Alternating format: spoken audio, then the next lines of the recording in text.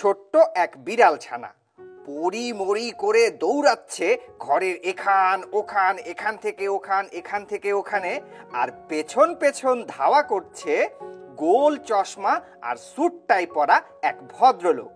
আচ্ছা, হাতে তার একটা বাক্স। তার আসল উদ্দেশ্য হলো এই বাক্সের মধ্যে বিড়াল ছানাটাকে ভরে ফেলা। কি বলছো?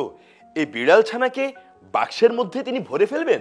হ্যাঁ, শোনো না, আর মজার ব্যাপার হলো বিড়ালের সাথে পদার্থবিজ্ঞানের জগতের এক বিশাল যোগসূত্র রয়েছে। কোয়ান্টাম পদার্থবিজ্ঞানের জগতে এই বিড়াল বেশ বিখ্যাত, আর সেই বিড়ালের নাম হলো শ্রোডিঙ্গারের বিড়াল। বলো তো কি বললাম? শ্রোডিঙ্গারের বিড়াল? না না না, শ্রোডিঙ্গারের বিড়াল। ও হ্যাঁ হ্যাঁ, শ্রোডিঙ্গারের বিড়াল। হ্যাঁ, পদার্থবিদ এরিন শ্রোডিঙ্গারের আবিষ্কার এই বিড়াল। বিজ্ঞানী বিড়াল আবিষ্কার করেছে মানে তিনি এই বিড়ালকে কোথাও খুঁজে পেয়েছিলেন, তুমি তাই বোঝাতে চাইছো, তাই তো? শোনো পিকু, এটি একটি কাল্পনিক বিড়াল।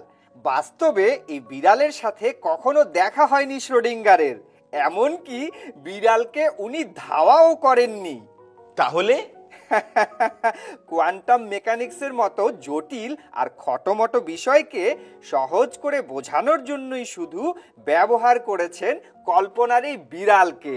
বুঝেছো? কোয়ান্টাম পদার্থবিজ্ঞানের জনক মনে করা হয় এরিন শ্রোডিঙ্গারকে। বাহ, দারুণ একটি তথ্য জানা গেল।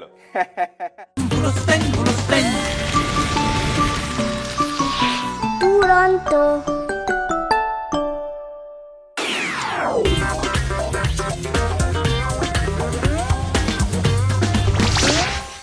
ছোট্ট এক বিড়াল ছানা পড়ি মরি করে দৌড়াচ্ছে ঘরের এখান ওখান, এখান থেকে ওখান, এখান থেকে ওখানে, আর পেছন পেছন ধাওয়া করছে গোল চশমা আর স্যুট টাই পরা এক ভদ্রলোক। আচ্ছা, হাতে তার একটা বাক্স। তার আসল উদ্দেশ্য হলো এই বাক্সের মধ্যে বিড়াল ছানাটাকে ভরে ফেলা। কি বলছো? এই বিড়াল ছানাকে বাক্সের মধ্যে তিনি ভরে ফেলবেন?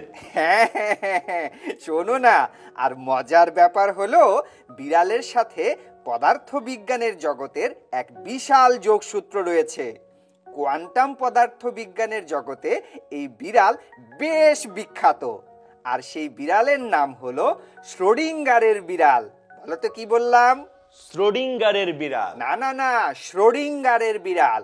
ও হ্যাঁ হ্যাঁ, শ্রোডিঙ্গারের বিড়াল। হ্যাঁ, পদার্থবিদ এরিন শ্রোডিঙ্গারের আবিষ্কার এই বিড়াল। বিজ্ঞানী বিড়াল আবিষ্কার করেছে মানে তিনি এই বিড়ালকে কোথাও খুঁজে পেয়েছিলেন, তুমি তাই বোঝাতে চাইছো, তাই তো? শোনো পিকু, এটি একটি কাল্পনিক বিড়াল। বাস্তবে এই বিড়ালের সাথে কখনো দেখা হয়নি শ্রোডিঙ্গারের, এমনকি বিড়ালকে উনি ধাওয়াও করেননি। তাহলে কোয়ান্টাম মেকানিক্সের মতো জটিল আর খটোমটো বিষয়কে সহজ করে বোঝানোর জন্যই শুধু ব্যবহার করেছেন কল্পনার এই বিড়ালকে। বুঝেছো? কোয়ান্টাম পদার্থবিজ্ঞানের জনক মনে করা হয় এরিন শ্রোডিঙ্গারকে। বাহ, দারুণ একটি তথ্য জানা গেল।